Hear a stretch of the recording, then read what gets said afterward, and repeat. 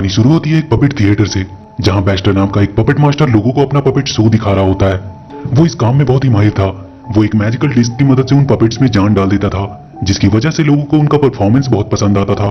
पर बेस्टर के और अच्छा बनने की जिद ने उसमें घमंड और लालच पैदा किया। वो अब शहर के सारे लोगों को भी उस डिस्क की मदद से पपेट बना देना चाहता था, ताकि वो सबको अपनी मर्जी के हिसाब से कंट्रोल कर सके। उसके पास 3 पपेट्स थे, जिनके नाम थे ग्रम्पी, ब्रेनली और डिम्पिट। वो सारे पपेट्स बेस्टर को उस डिस्क से छेड़छाड़ करने से मना करते हैं, क्योंकि उन्हें नहीं पता कि उस डिस्क में चेंजेस करने से क्या होगा। पर बेस्टर उनकी एक नहीं सुनता है और वो उस डिस्क में कुछ चेंजेस करके उसे ऑन कर देता है। उस डिस्क के ऑन होते ही वहां लाइटनिंग होने लगती है और देखते ही देखते बेस्टर का हाथ अचानक से बड़ा हो जाता है, जो देखने में किसी लकड़ी का बना हुआ लग रहा था। वो अब बहुत ही बड़ा हो चुका था। वो हंसने लगता है। उसे इस रूप में देखकर वो तीनों पपेट्स भी बहुत डर रहे होते हैं। अब यहाँ से सीन शिफ्ट होती है और हम हार्वी नाम के एक लड़के को देखते हैं, जो अपने डॉग जेरी के साथ अपनी साइकिल से स्टंट करता हुआ अपने घर पहुंचता है। वहां उसे उसकी दोस्त मोनिका मिलती है। हार्वी उससे कहता है कि आज उसने एक नई गेम खरीदी है, जिसका नाम पपेट मास्टर है, और वो अपने घर के अंदर जाने लगता है। मोनिका उससे कहती है कि स्कूल ट्रिप के लिए अपने पेरेंट्स से परमिशन लेना मत भूलना। हार्वी घर आकर देखता है उसके डैड अपने म्यूजियम का प्रेजेंटेशन बनाने में बिजी हैं। वो अपने कमरे में चला जाता है और अपना नया गेम खेलने लगता है। तभी कुछ देर बाद उसके डैड उसके कमरे में आते हैं। वो जल्दी से अपना गेम को छुपाकर पढ़ने का नाटक करने लगता है। उसके डैड उससे कहते हैं कि वो काम पे जा रहे हैं और उसे सारा दिन गेम खेलने से मना करके वहां से चले जाते हैं। उनके वहां से जाते ही हार्वी फिर से गेम खेलने में बिजी हो जाता है। वो गेम खेलने में इतना बिजी था कि उसे पता भी नहीं चलता है कि कब रात से वापस सुबह हो गई। उसने पूरा गेम खत्म कर लिया था। अब उसे सिर्फ अपना नाम एंटर करना था, जिससे वो उस गेम के हॉल ऑफ फेम में शामिल हो जाएगा। वो बहुत खुश हो जाता है। तभी उसे आवाज आती है कि उसके डैड घर आ चुके हैं। वो तुरंत गेम को एक बोर्ड से छुपाकर सोने का नाटक करने लगता है। उसके डैड देखते हैं कि वो अभी तक सो रहा है। वो उसे देखने जाते हैं, पर हार्वी के जूतों पे पैर पड़ने की वजह से वो वहीं गिर जाते हैं और इसी के चलते हार्वी का कंप्यूटर भी दिखने लगता है। वो जल्दी से उसे छुपाने की कोशिश करने लगता है, पर उसके डैड देख लेते हैं और उससे गुस्से में कहते हैं कि वो फिर से सारा दिन गेम खेलता रहा। हार्वी जल्दी से अपना नाम टाइप करने लगता है, पर उसके डैड उसके हाथ से जॉयस्टिक छीन लेते हैं और छीना झपटी में हार्वी का कंप्यूटर टूट जाता है। हार्वी अपने डैड से गुस्सा होकर चला जाता है। वो कहता है कि वो कभी उससे प्यार नहीं करते। हार्वी अपने स्कूल के लिए निकल जाता है। वो घड़ी में देखता है कि वो बहुत लेट हो चुका है। वो अपनी स्पीड बढ़ा देता है। इधर मोनिका अपने टीचर को हार्वी का वेट करने को कह रही होती है, पर वो सब बिना हार्वी को लिए ही ट्रिप पे चले जाते हैं। हार्वी वहां देखता है कि उनके शहर का मेयर वहां के म्यूजियम तोड़वा रहा है। ये वही म्यूजियम था जिसे उसके डैड बचाने की कोशिश कर रहे थे।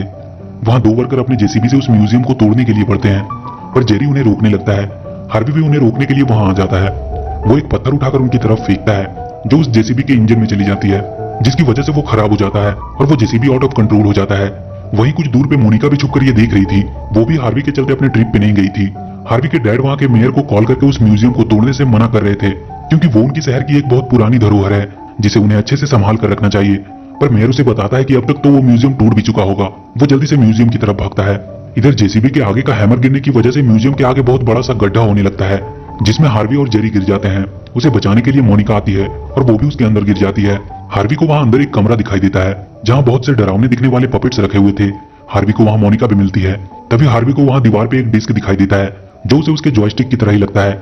वो उसे वहां से निकाल लेता है और उसे ऑन कर देता है। वहां फिर से वही लाइटनिंग होती है और वहां के नीचे से एक घूमती हुई सीढ़ी निकलती है, जो ऊपर की तरफ जाती है। वो तीनों उसके सहारे ऊपर आ जाते हैं। हार्वी के डैड भी भागते भागते म्यूजियम तक पहुंच चुके थे। वो देखते हैं कि म्यूजियम तो अभी भी सही सलामत है। हार्वी, मोनिका और जेरी ऊपर एक बहुत बड़े रूम में पहुंच चुके थे। वहां उन्हें बहुत से पपेट्स दिखाई देते हैं। तभी वहां उन्हें वही 3 बेस्टर के पपेट्स दिखाई देते हैं। डैम्पिट ब्रेनी से कहता है कि हार्वी के हाथ में वो मैजिकल डिस्क है, मतलब यही हमारा नया मास्टर है। वो हार्वी से पूछता है कि क्या वो उनका नया मास्टर है। हार्वी कहता है कि वो किसी का मास्टर नहीं है। तब ब्रेनी हार्वी को समझाता है कि उसके हाथ में जो डिस्क है उसी की मदद से पपेट मास्टर सारे पपेट्स को कंट्रोल करता है। हार्वी उसे गौर से देखने लगता है और कहता है कि क्या वो भी इन्हें कंट्रोल कर सकता है। ब्रेनी उससे कहता है कि तुम्हें यह साबित करना होगा कि तुम इस डिस्क की पावर को संभाल सकते हो। उसके बाद तुम एक पपेट मास्टर बन जाओगे और फिर तुम सारे पपेट्स को वापस से जिंदा करके इस थिएटर को पहले की तरह ही खूबसूरत बना सकते हो। मोनिका उनसे कहती है कि ये कोई थिएटर नहीं बल्कि म्यूजियम है, जो कि कुछ दिनों में ही तोड़ दी जाएगी। वो तीनों वहां से जाने लगते हैं। तब वो तीनों पपेट उन्हें अपने पुराने मास्टर बेस्टर की कहानी एक प्ले के जरिए बताते हैं कि कैसे उनके मास्टर ने पावर के नशे में अंधे होकर अपने हार्ट को इस डिस्क में डाल दिया और उसके बाद उसे इस डिस्क के पावर ने हमेशा के लिए कैद कर लिया। डिम्पिट हार्वी से कहता है कि वो चाहते हैं कि वो उनका नया मास्टर बने और उनके ग्रेटेस्ट मास्टर के हॉल ऑफ फेम में शामिल हो जाएं। ये सुन के हार्वी को उसके गेम की याद आती है और वो उनकी मदद करने को तैयार हो जाता है। वो हार्वी को ये डिस्क वहां ऊपर सेंटर में रख देने को कहते हैं, जिससे उनके बाकी के पपेट्स जिंदा हो जाएंगे। हार्वी डिस्क के पीछे एक बटन के बारे में पूछता है। ब्रेनी उससे वो बटन को हाथ लगाने से मना करता है, क्योंकि इसी की वजह से उसके पुराने मास्टर ने सब कुछ बर्बाद कर दिया था। हार्वी उस डिस्क को फिर से घुमाता है और इस बार उसकी वजह से एक ड्रैगन पपेट वहां गिरता है, जो अपने मुंह से आग भी निकाल सकता था और हार्वी उस डिस्क की मदद से उसे कंट्रोल कर सकता था। ब्रेनी हार्वी को वो डिस्क को उसके सही जगह पे रख देने को कहता है, जो बिल्कुल उनके ऊपर था। तभी वहाँ हार्वी के डैड अंदर आ जाते हैं। सारे पपेट्स अपने आप को छुपाने लगते हैं। वो ड्रैगन भी वहीं बेजान पपेट की तरह ही लेट जाता है। हार्वी के डैड उसे वहाँ देखकर उस पर बहुत गुस्सा करते हैं। वो कहते हैं कि उसने उनके पूरे म्यूजियम को बर्बाद कर दिया।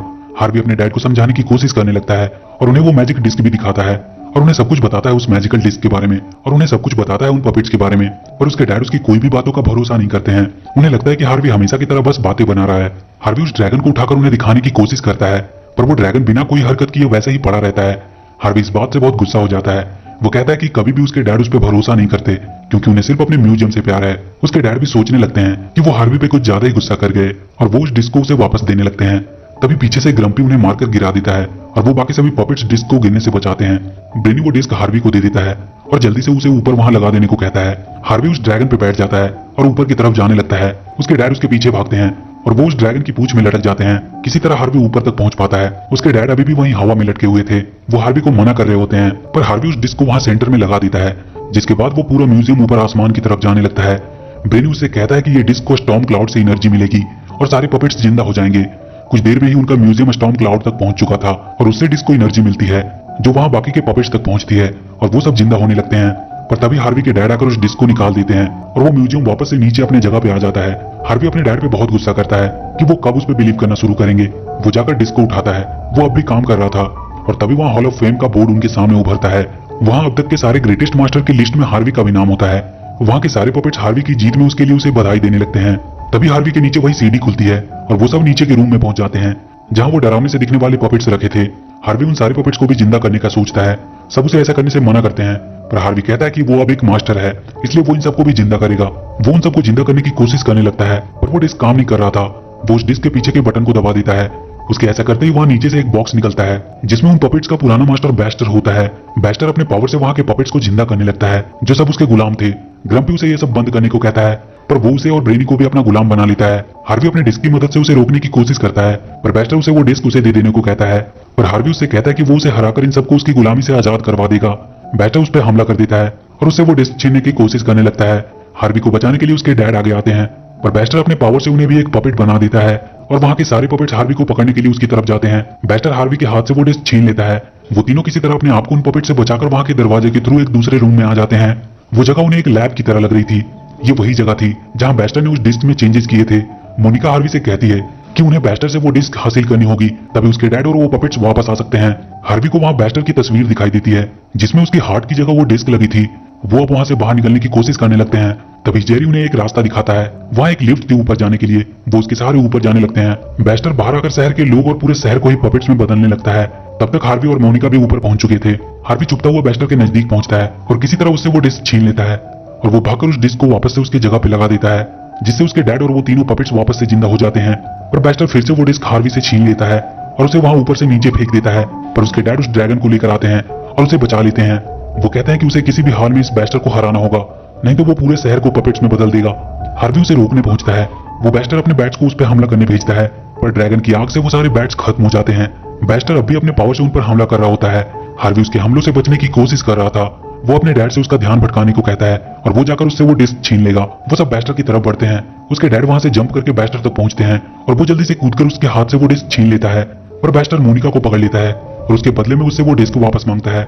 हार्वी सोचने लगता है कि इस डिस्क में ऐसा क्या है कि इसे लेने के लिए ये कुछ भी कर सकता है। तब उसे बैस्टर की तस्वीर याद आती है और वो जाकर उस डिस्क को उसके हार्ट के पास लगा देता है, जिसके तुरंत बाद उसके शरीर से ग्रीन कलर के गैस निकलने लगते हैं और वो अपने असली रूप में आ जाता है।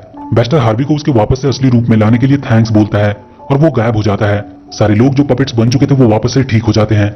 उस डिस्क को म्यूजियम में रख दिया जाता है, जिसे देखने के लिए बहुत से लोग आने लगे थे और उस पपेट थिएटर को भी शहर के लोगों के लिए फिर से खोल दिया गया।